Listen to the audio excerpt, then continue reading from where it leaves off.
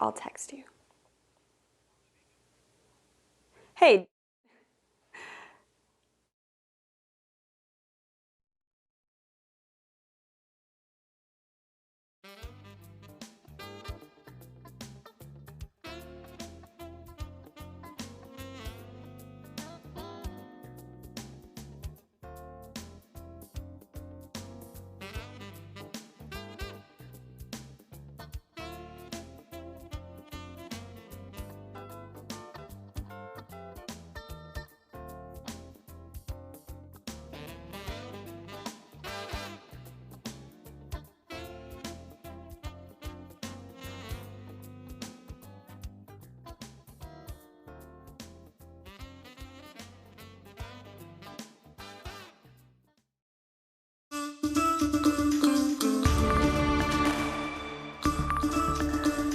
Hey, good Monday morning. I hope you all had a wonderful weekend. The weather was actually really nice.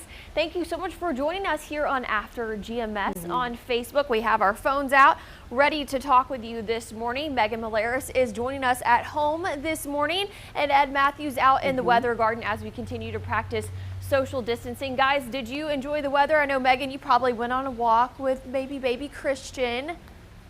Yeah.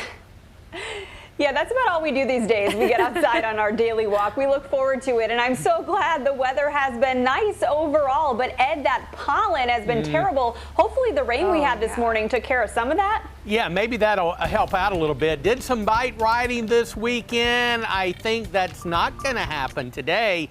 But yeah, drier days are ahead for the Piedmont. As we take a look at the radar this morning, we got a big steady batch of rain that's moving in from the west. Now, once this clears the area midday, early afternoon, we'll start to see some clearing, some heavy downpours up over southwestern Virginia. No severe weather here, just some pockets of heavier rain. Now, the rain moves out around midday, and we'll see some afternoon clearing as the winds pick up a little bit. We'll reach a high about 63, and then tonight some fog develops. We'll keep an eye on that. I think it'll be an issue for the morning commute on Tuesday. Otherwise, sun and clouds. A relatively dry cold front will move through on Tuesday for nothing more than a sprinkle and a high up near 70. Plenty of sunshine and near 70 on Wednesday. Our next rain event comes our way on Thursday. We'll see some rain and maybe some afternoon and overnight thunderstorms coming up for Thursday night. And then all of that rain moves out by Friday morning.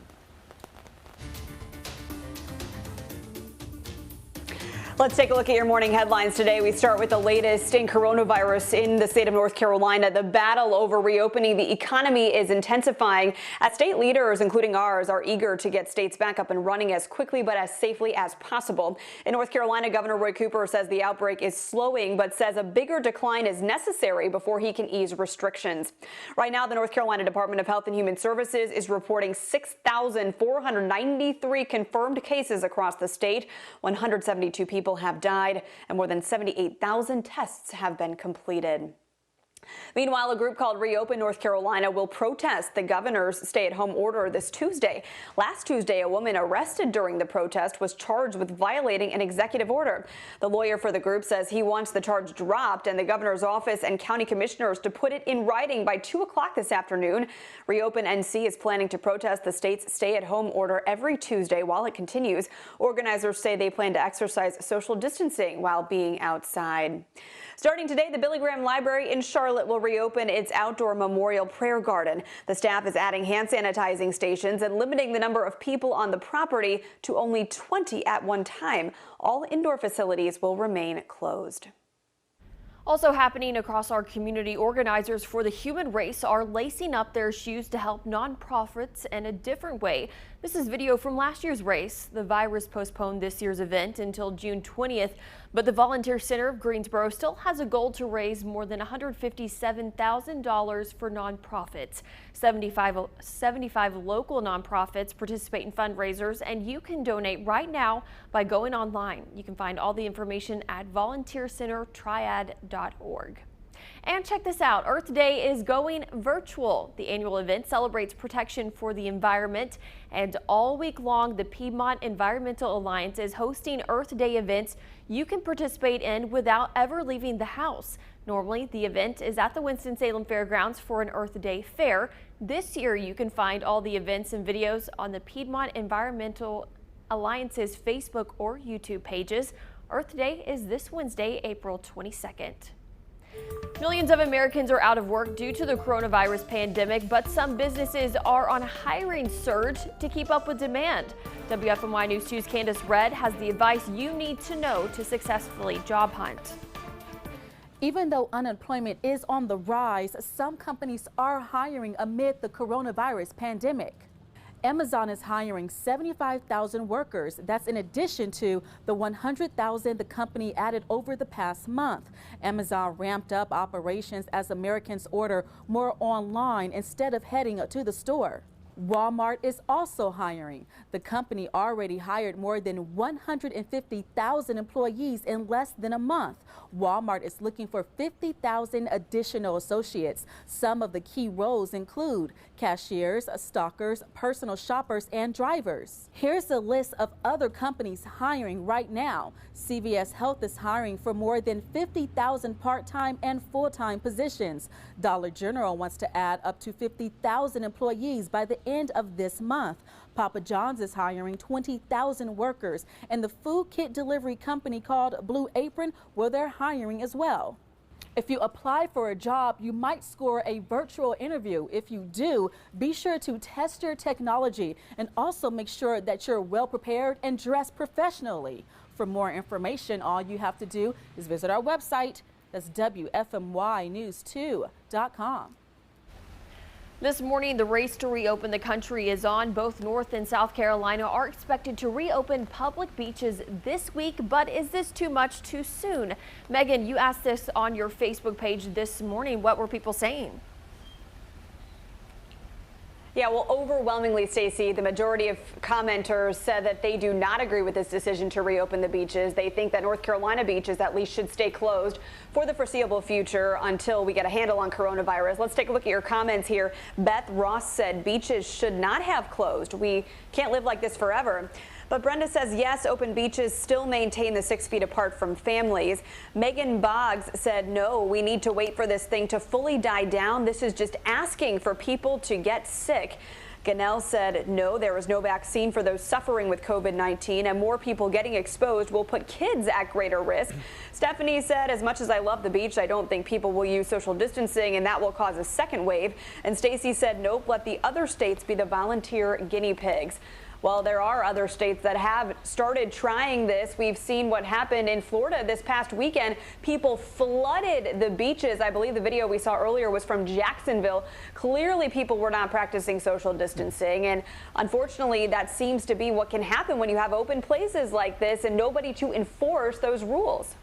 Yeah, that video was just shocking out of Florida, seeing that. I do completely understand that some businesses need to stay open and open back up just to help the economy, but there's no need for all these crowds to be at the beaches and putting people's lives at risk. Ed, what do you think about it? Well, this is a lesson in personal responsibility, something that some people don't have a lot of. Quite frankly, and I'm for keeping everything closed for a while longer here. I think opening things too quickly would be a major problem. Open the beaches and let people go to the beach, but the people have to practice social distancing. And apparently they're not doing it in Florida, as Megan was talking about. That's the problem. How many people are going to have to get sick? How many people worldwide are going to have to die before some people realize that this is a real threat to your health? Go to the beach, but keep your distance. Beaches are big areas. They're just like parks. I take my dog to the park. I see somebody, we wave to each other from a distance, and we stay more than 6 feet apart. It's all about people doing what's right, and they have the responsibility to do what's right. A lot of people are commenting on our Facebook page. I just want to get to a few of them. Renee says, open small business, but use common sense. They need help, not beaches. Angela says, I think people are crazy opening the beaches back up. We are nowhere near out of the woods yet, and opening the beaches back up is asking to make the COVID numbers to shoot up even faster because people do not follow the rules. A lot of people seem to be against this opening. I guess we'll just see kind of what happens in the next few days. The thing that I was thinking about is, yes, you can open the beaches and you can practice social distancing, but also who's to say they can't limit the number of people on the beaches, can they? So would that be a solution, saying only this amount of people at a time can go out there to prevent those large crowds? I don't know. That's a good question. I mean, it Well, really then you is. have all those, yeah, you have. You can go ahead, Megan. Oh, sorry, Ed, I didn't mean to interrupt you. For those watching, we are still working from home, adjusting to this technology, so there's a bit of a delay in the conversation. So it's not like we're talking over each other intentionally. This is just part of the work from home logistics. I think it would be hard to patrol all those access points on all those beaches. Some of them span miles long. I think, like Ed, you were saying, you just have to be smart. Use social distancing practices. Get yourself out of a crowded situation if you find yourself in one. It's kind of similar to the situation at parks and golf courses that are open. We have to be smart. Ned, what were you saying? Well, I just totally agree. Again, I go back to this personal responsibility. I, again, am pro keeping things closed longer, but that's a wide open space of beaches, just like parks. And again, I think it's up to the individual. I know that I am going to be probably doing social distancing Christmas. I mean, I'm not going to let my guard totally down until there's a vaccine, and there won't be a vaccine until next year, but it's up to the individual. Same thing with the racing and the sports. Let the people race, let the people play ball, and that'll give us some entertainment at home. Getting kind of off the subject here, but we got to take some personal responsibility, and I think a lot of people have done that, but unfortunately, there are people that have not. I think this is going to change a lot of things for a lot of people, even after everything settles down. And it's really changed things for weddings, people getting married, and we want to highlight the small but important victories in the fight against the coronavirus. New York State is now reporting its lowest death toll in 2 weeks, and to celebrate, the governor announcing that New Yorkers can get married again, but they'll have to get their marriage license online and say their I do's in front of a judge over video chat. But still, we can call this a win. People can get married once again there. Guys, so my little brother, I've mentioned this before, is getting married at the end of June. As of right now, the wedding is still on, but I think what's really cool about what they have said is, despite what happens, they still plan to get married on that day. And I think that is a testament to their love and commitment to one another. Megan, what do you think about all this? Yeah, you know, this is obviously a sticky situation for a lot of couples getting married. Of course, their health and the safety of them and their guests is first and foremost what's important. I know a lot of couples, including my cousin in New York City, who had to cancel her Long Island wedding because of what was going on there. But that was really the only option at that point. And even the rescheduling of the wedding later on in the summer, you know, people are wondering if that's going to happen as planned, given the situation in New York City.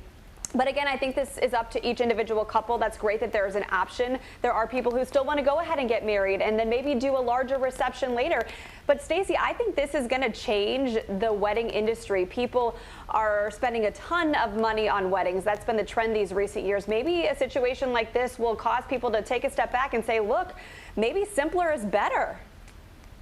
Yeah, and maybe realize too that, and maybe this is something that I will even take at fault, that I was so hyped up about the whole wedding day when it comes down to just the marriage. That's all that matters, is the two people that are committing themselves to one another. And that's something I think that that we all are going to have to really take a look at and think about in the future when it comes to planning weddings. Ed, it's happy news to see that this is going to happen in New York. I know that's something that they need up there. Well, I think anytime we get the news that the number of new cases of the virus are on the decline, and especially deaths on the decline, that is certainly good news. And hopefully as we go out in time, we will hear more of that good news. It's all about flattening the curve. And do you have some good news when it comes to weather? Is it going to clear up today? I do for later on today and on through tomorrow and Wednesday, but right now it's a little wet around the Piedmont. We got some steady rain moving into the Triad from the west, and that'll be with us through around midday, early afternoon, and then the rain will move on down east and we'll get some afternoon clearing. Breezes will pick up a little bit, may gust up about 25. We're on our way. I think we can make it to the lower 60s today. Tonight it'll be clear, but fog will likely roll in after midnight, and we'll have to deal with some patchy dense fog possibly on Tuesday morning. Otherwise, sun and clouds. A little dry cold front moves through on Tuesday. Limited moisture, but we mentioned a sprinkle with a mix of sun and clouds, and near 70. Wednesday is going to be a beautiful day, mostly sunny and back up near 70. Our next rain producing system heads our way for Thursday. We'll get some showers and maybe some afternoon and overnight thunderstorms, and then the rain from that system will move out by Friday morning, and possibly some more rain either Saturday or Sunday. I'm looking at some new data suggesting that maybe a better chance of some rain on Saturday as opposed to Sunday. We've got several days to track that. Well, guys, we're going to have to wrap up our After GMS for today. I cannot wait for you two and Tracy be back, and Trey and all of us to finally be in the studio once together again. If I could get the words out of my mouth, I miss you both so much, and can't wait for that time. Yeah, hang in there. It'll happen soon. Yeah, that's what we have to do. We all have to stay hopeful and stay positive through all of this. Thank you so much for joining us here on After GMS. Love seeing all these people weighing in on what they think about different things. We do this every day on Facebook at 7:45, so be sure to tune into that. And also, we'll have WFMY News 2 at noon coming up at 12 o'clock, so be sure to join us then. I hope you have a good rest of your day. See ya.